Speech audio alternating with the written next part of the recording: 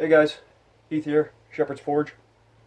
I'm working on cutting up the steel for a billet of Damascus that Steve and I are going to we're going to see if his forge will forge weld, which is really kind of the point of a forge. So anyway, I just thought I'd show you guys the kind of steel that I'm going to be using. I got a piece of 1080 high carbon knife steel. As you can see, I've got lines drawn.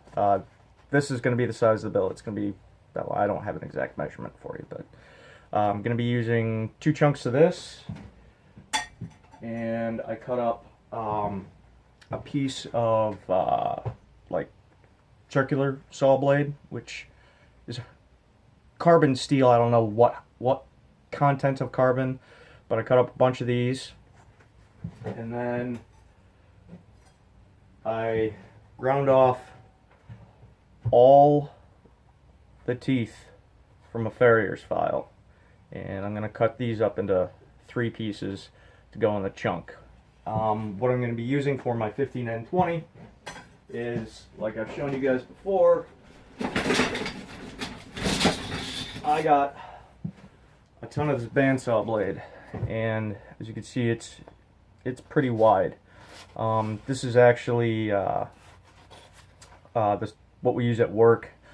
I actually had one of these blades. I was not changing the blade out. The blade came off track, and we've got 2 giant wheelhouses with doors that open so you can put a new blade on, or if it comes off the track, you can get it back on track. I don't run the saw that often. I'm just kind of learning all the tricks and trades of running the saw. But I mean, these blades are huge. I mean, this saw, it weighs like, I don't know, 7 tons, something like that. I mean, to stand in front of it, it's bigger than a tractor trailer front end. I mean, it is huge.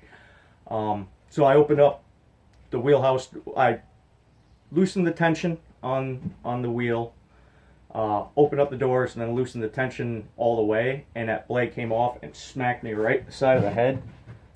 I don't know if you can see that, but yeah, I got some teeth marks in there, and you know, lesson learned, I guess. But anyway, so I guess that bandsaw was just getting vengeance on me for cutting up its buddies. I don't know. But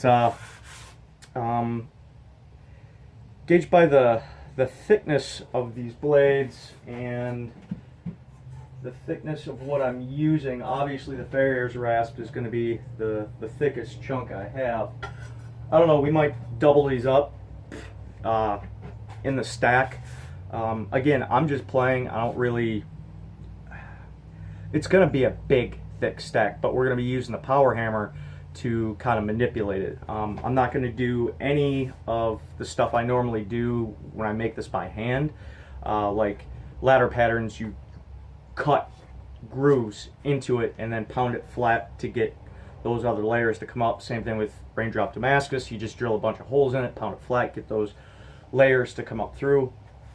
I'm going to try to do something Alex Steel-ish. I'm not going for like an explosion pattern or anything like that. I'm not there yet, but I'm kind of hoping to manipulate the billet in the power hammer to get, you know, some kind of tweaked pattern, and then draw it out hopefully into a relatively flattish billet for a knife. But you know, that's tomorrow. I'm just getting it all cut up and ready to go. So anyway, I just thought I'd you know, share with you guys, you know, what I'm working on at the moment. Probably gonna fire up the forge a little later today and bust out some more work. But I'll tell you, getting a farrier's rasp from teeth to no teeth, that is no small feat. I did anneal this first to, you know, soften up the steel, so I could cut through it a little easier. Now, I'm sure there's a bunch of ways you can grind them teeth off. You can use, you know, your standard hard disc and a 4-inch grinder. I get these 36 grit wheels. When we do aluminum, we kind of use this to grind the welds down, and then we'll use different heads to get it flush so that basically the weld just disappears and you don't even see it. Now these 36 grit discs are kind of on the expensive side, but the aluminum gums them up really good, but they're still good. People just throw them out. So I pick them out of the trash, bring them home, and as soon as you touch them to steel, all that aluminum just goes away. So I just use, the used ones from work, and they do just fine. In fact, these hogged away the teeth quite fast.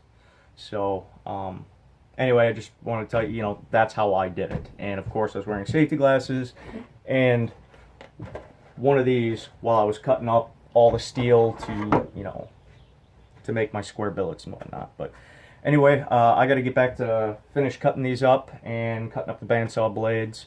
So I'll see you in the next one. Heath here at Shepherd's Forge. Stay safe, stay humble.